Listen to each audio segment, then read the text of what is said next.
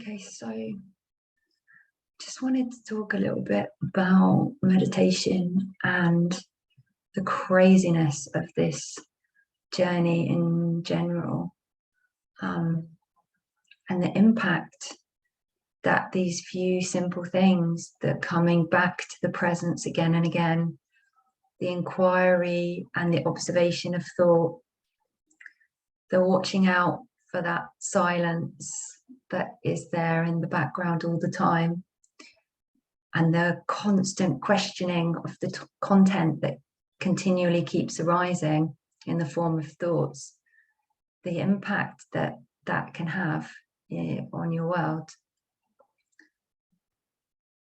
When this journey first started, so it was the same as everybody else. She listened to every single word that thought said. She believed that it was telling the truth and it was accurate and that it was useful and that it was necessary for existence. And as she went on this journey, this character, she began to see that that's exactly what it was. It was talking about a made-up character.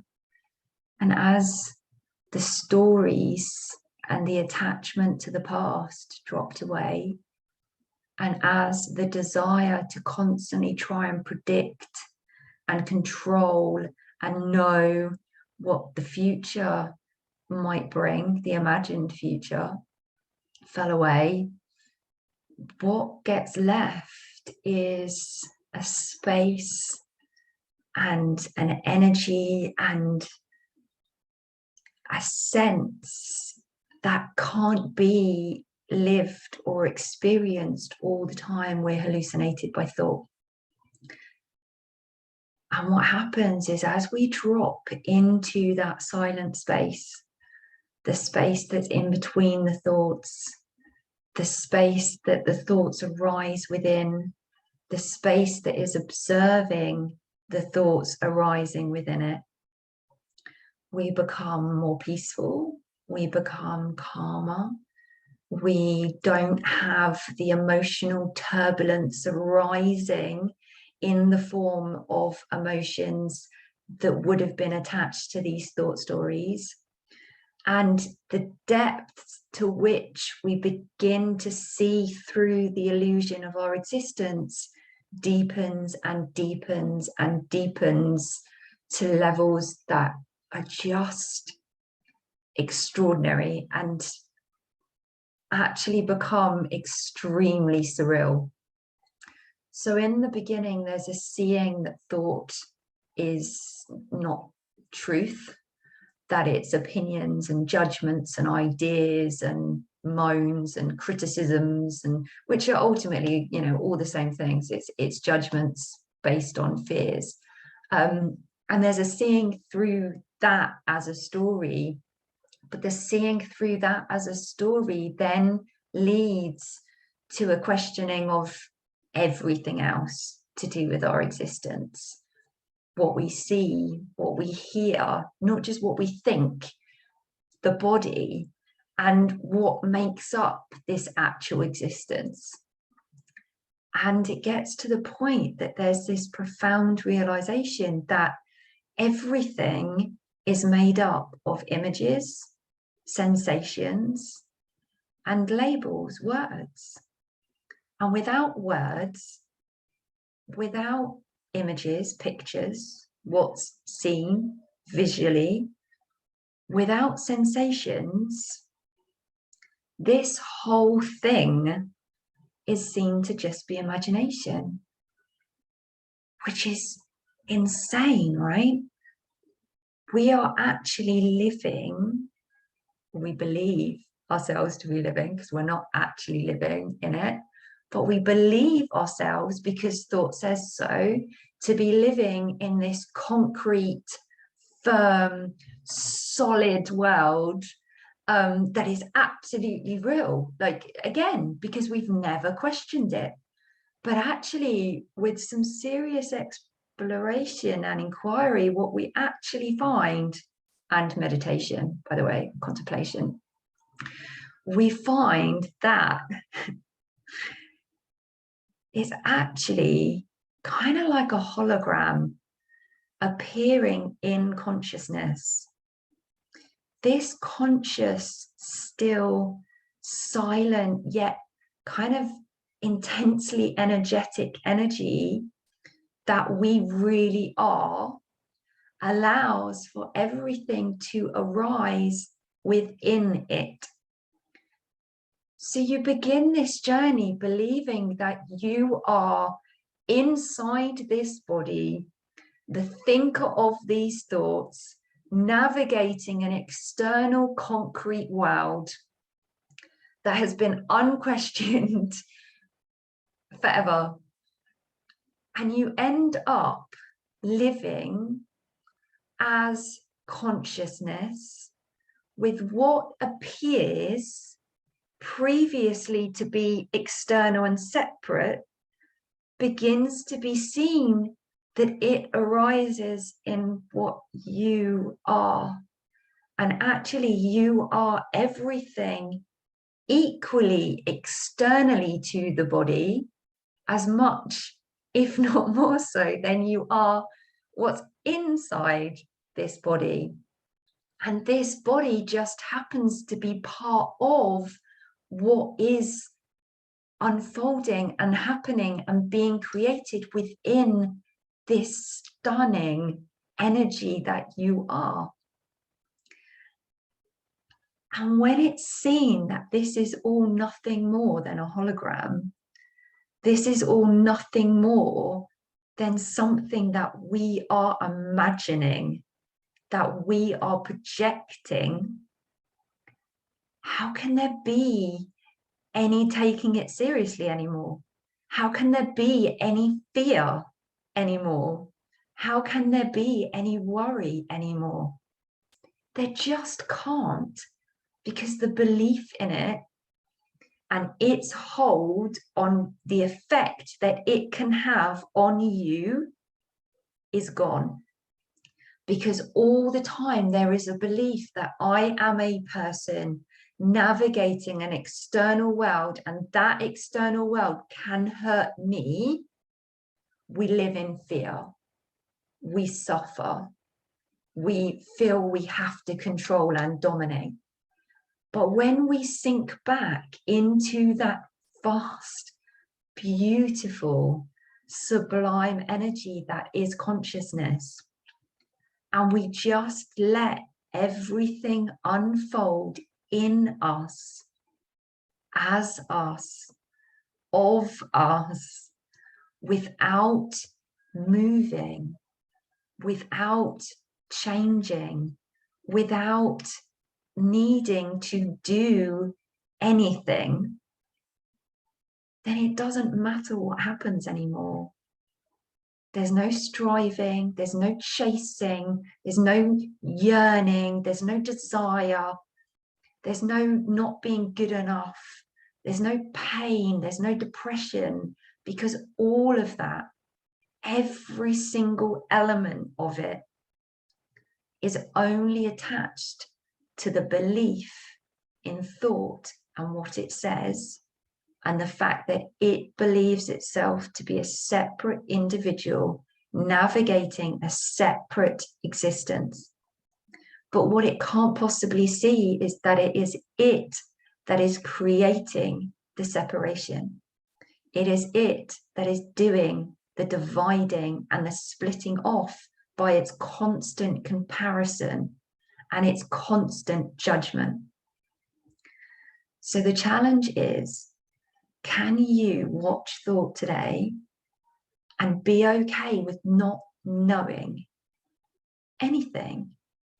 Sit back in that conversation and just be okay with not knowing what's going to happen next, why that person said that, why that went down in that way, how that's going to go next week.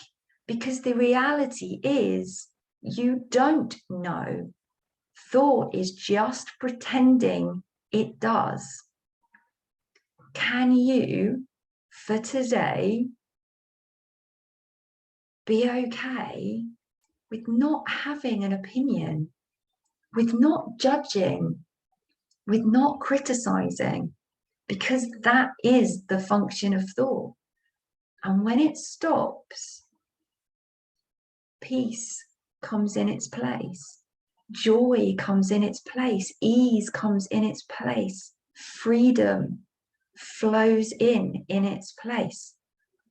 But that freedom and that joy and that peace that thought is seeking cannot flow in, cannot be seen, cannot be lived until it shuts up, because it's what's creating the pain.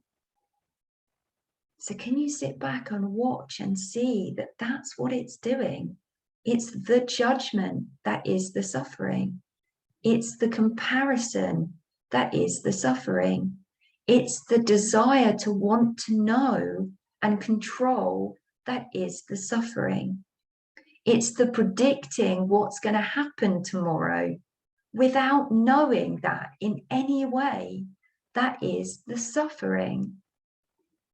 When it stops, there is no suffering. There can't be, because it's only inherent within that operation.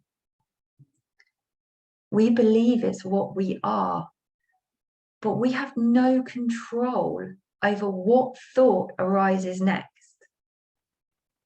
And if we have no control over it, how can we beat it? Check it out for yourself. Question it, watch it, look at it, write down what it's saying and see the insanity, see the delusion. Meditation is nothing more than watching, observing, detaching, resting in that conscious awareness and seeing that it's what you always were, you always are. You never actually ever left that space. You just started getting hallucinated by thought, hypnotized by thought, controlled by thought, and believed every single word it said. Meditation is detaching from that belief and sinking back into what you truly are, which is peace, which is silence, which is what is observing the thoughts. It's not your story. It's a story created by thought that you believe to be 100% true. Where is that past right now? Where is the future right now other than in imagination? Meditation is watching it and seeing it. And in the watching and the seeing of it, we begin to see that it's just not true. It's just not real. And we begin to detach from it and relax back out of it. And it loses its grip. It loses its hold. Meditation is the realization of what you truly are, of where you truly are, of where you truly exist, because it's not in thought. So much faster than that. It's so much more extraordinary than that. And the realization that this whole illusion is created by thought cannot help but have a profound impact on how it then unfolds. Because we're not projecting, we're not discussing how everything's going and deciding from the perspective of a self navigating this external world, which isn't the actual reality. So sit back, close your eyes, Take a really big deep breath and begin to watch the words and the images arise like you're in a cinema watching a movie. And every time the word I arises, remember it's not you that it's talking about. Watch it as though it's talking about a character in a movie. Detach from it. Detach from the belief in the story that it's telling. Sit back, eat some popcorn, and enjoy the delusion of the movie.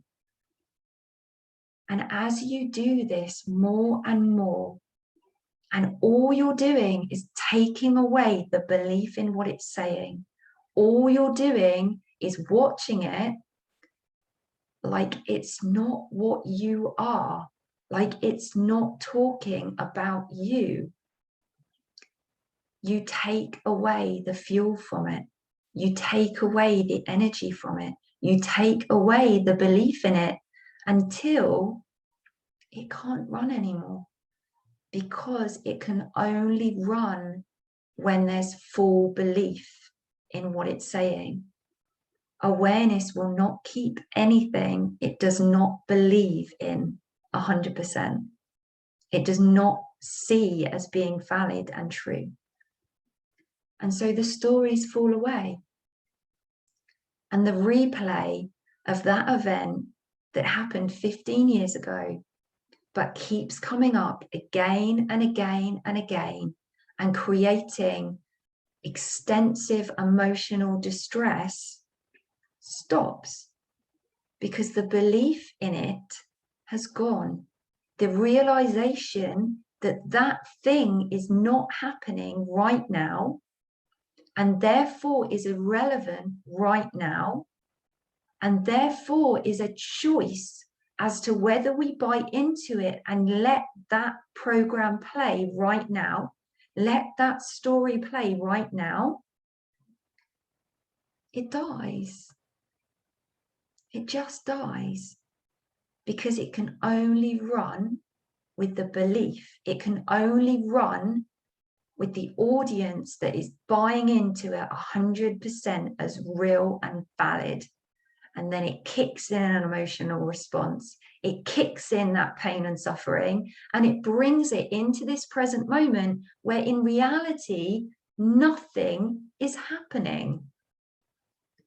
But instead of being in that silent nothing and being relaxed and calm and laid back and chilled, we are hooked into the hypnosis of that event that happened all of those years ago, reliving it in this present moment.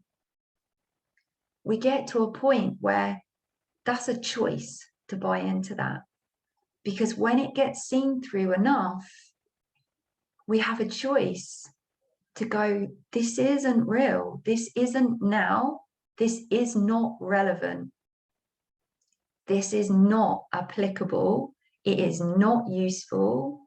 And so therefore I'm taking away the energetic attention from it, and I'm going to come back into this present moment right now. So as those images arise, as those words arise, as that story begins to unfold, and thought attempts to say and critique and narrate about what is supposedly happening, bring it back again and again and again to the feeling of your bum on the seat, to the sound of the birds in the trees, to the sound of the hum of the laptop, to the sound of whatever it is that can be heard, and the feeling of whatever it is that can be felt, because that's what's real in this moment. Anything that thought says about it isn't real. It's a narration about it. It's what it thinks about it. It's not actual reality. So every time you get hooked into that hypnosis and you get caught, bring it back again. Watch it. Fall back to observing it. Fall back to this moment and what's felt and what's heard and what's seen. And it takes the attention, the energetic attention away from thought in a way that means that it can't function. It can't function without your obsessive attention. It can't function without the belief in it. So every day, more and more and more, as you're walking along, feel your feet on the floor. Listen to the sounds around you. Look and see fully what's seen. Look at that person without the story about them. Sit in the car and drive and watch thought rather than being it. And I assure you that your world will change so dramatically that it will get to the point where you're not even really in it anymore. It can't touch you. It can't affect you because you're not in it as a character. And then extraordinary things begin to happen. Mystical things begin to happen. And the journey gets really fun and interesting.